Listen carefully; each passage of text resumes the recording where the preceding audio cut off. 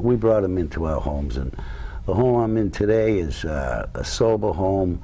I don't like the idea, that name sober just doesn't fit with me, because I know every sober home on Cape Cod, and we don't run our homes like that. As far as I'm concerned, these are recovery homes. These people need help. And how are you going to recover? You got to have the proper help. And the people in these organizations, they don't have the time to personalize this. I have the time. Mary Ann has the time. Mark has the time. And Alan, you also.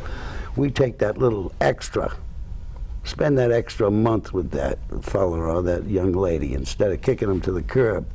Right. You know, that I see people turning around. I know these people. These people in the woods are so embarrassed. They're so ashamed of their behavior. They can't get rid of those addictions, and they're just digging that hole so deep they give up, and they don't think that they can be helped anymore. And I don't know. They need mercy, and that's what yes, I see they do. that happens They here. do. And I've seen how you've worked with in your house when somebody has relapsed. So easy, like a typical sober house, you're out, you know the rules. But with you, for somebody to be asked to leave is a heartbreaking experience, as it is with you guys. And it should be. It should be heartbreaking. And well, you know, Alan, since I got sober, I've been truly blessed, because I was out there a long time, you know, and I had lost my morals and my character and any decency or dignity that I had through the use and abuse of alcohol. But I haven't had a drink now in quite a while, and many one days at a time, and God's given me back that right to feel nice again, and I just want to share it with the poor people that are out there that felt like that are feeling right now like I used to feel. They deserve that chance. I don't know where I'd be without that last chance. I certainly wouldn't be sitting here. That's what's so important about these houses. This whole idea was just a wonderful concept, and I don't care what anybody says. We're doing the right thing. we are. So by doing the right thing, we can't be wrong.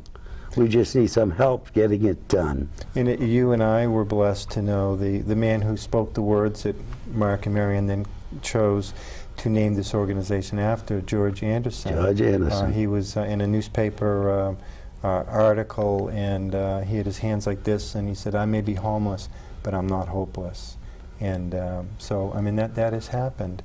So it's a half-hour show. We probably got about 10 minutes to go. So, Mark, you and Marianne, maybe Mark, you could, I mean, do you feel you've accomplished what you wanted to accomplish? And maybe just kind of tell us, like, how many people have you served and kind of the success of the program to date? Well, we just ran some numbers, didn't we, on how many people.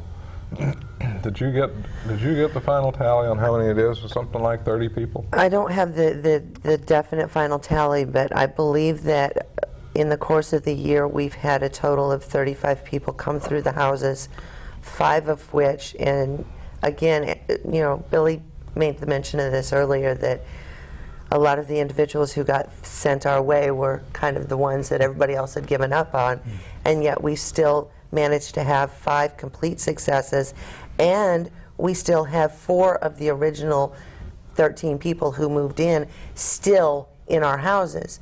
So I would consider that 9 complete successes, that they haven't gone back out on the street, they haven't ended up back out in the woods. They're still... We're faced with the proposition at the moment of coming to the year's end. We're trying to measure success, and one of the things that we have probably failed a little bit at is understanding exactly how it is we're going to measure what success is for us. It's easy for us to look and say we helped this person, and we know we did, but we don't necessarily, that doesn't necessarily translate into an ultimate outcome that someone would call success. So we're struggling with that right now, because you have to have those kinds of numbers. But recently, because of coming to the year's end, having to do a report for the end of the year, I was facing all that we had done, and I was amazed at how much we had accomplished.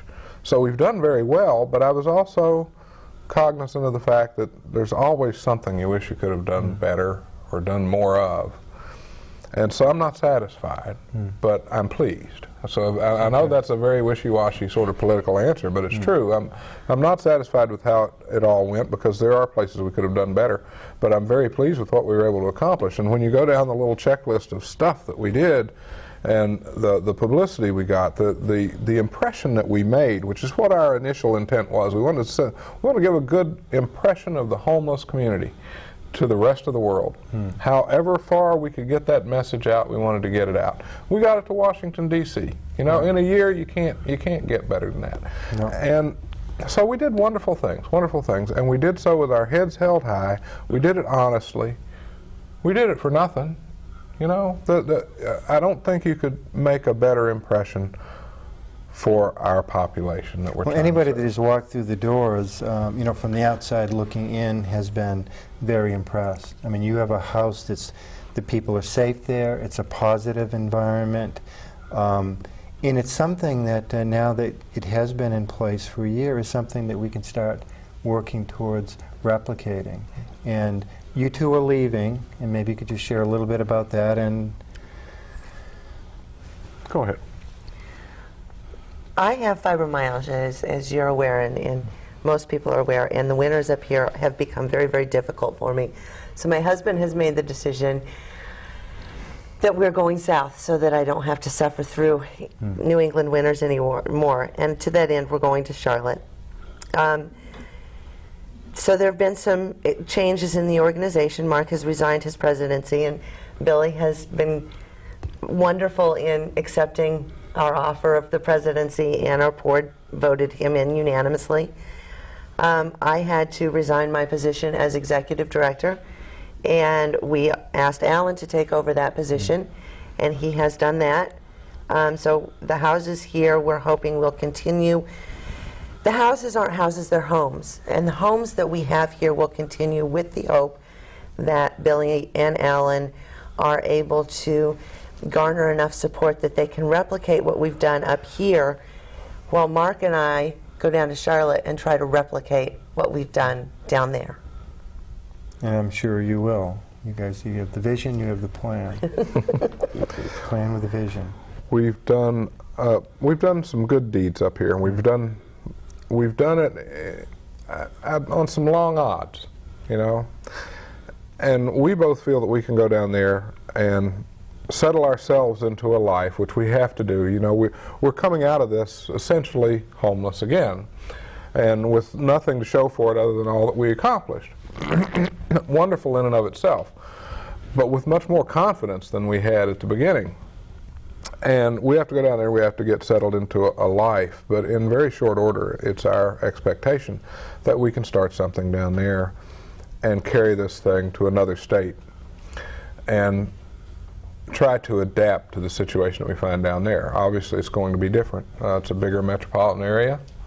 The clients are going to be different, the services that are available, but our approach is very flexible. You go and you look and see what's missing. There's always something missing. Right. There wouldn't be homeless people if there wasn't something missing. And so we feel as though we can go down there and make a difference and go forward with the confidence of our achievements behind us, so that we're not dealing with the unfamiliarity and the nervousness that we had in the beginning. Well, the housing crisis is certainly national, so you will find the work down there, I'm sure. And Marianne, you're staying on as a financial CEO, so you're going to, which is a great relief to me. And as I've shared with you before, I wish you guys weren't so organized and so efficient, because it just makes me worried that I can walk in your shoes, and you certainly know you've got my heart and all of my intention. And to have Billy as president, I mean, for me is very reassuring, because we need to keep the heart. You know, we need to keep this thing moving in the right way. And Billy, you and I have seen too many people die on the streets for too many years, and you know, this thing has to continue.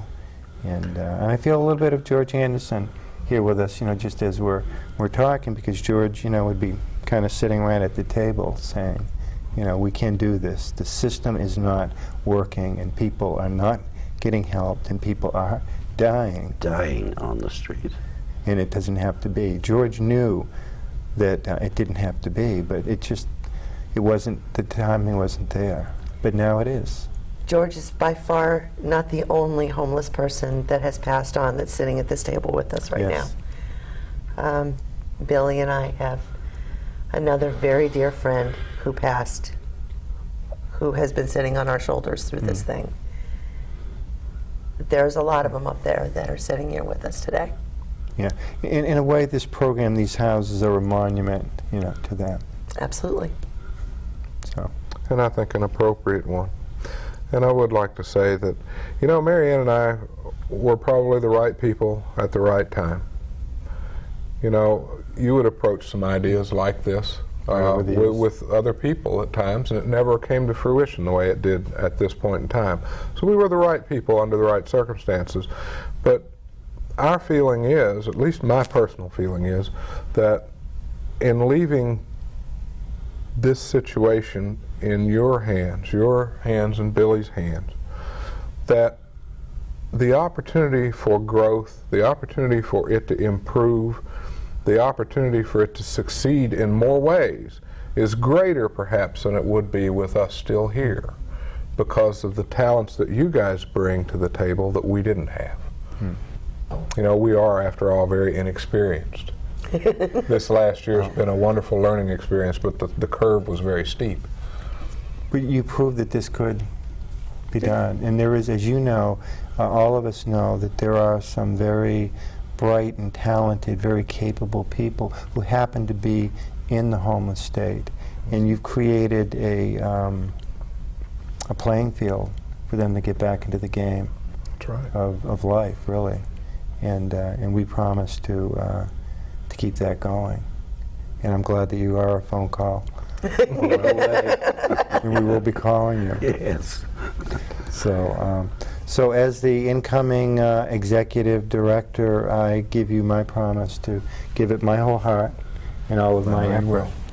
And Billy, I so greatly look forward to working with you. As the incoming president, you know we're going to do our best. You know that. I know. And we thank you so much for picking up the ball for us.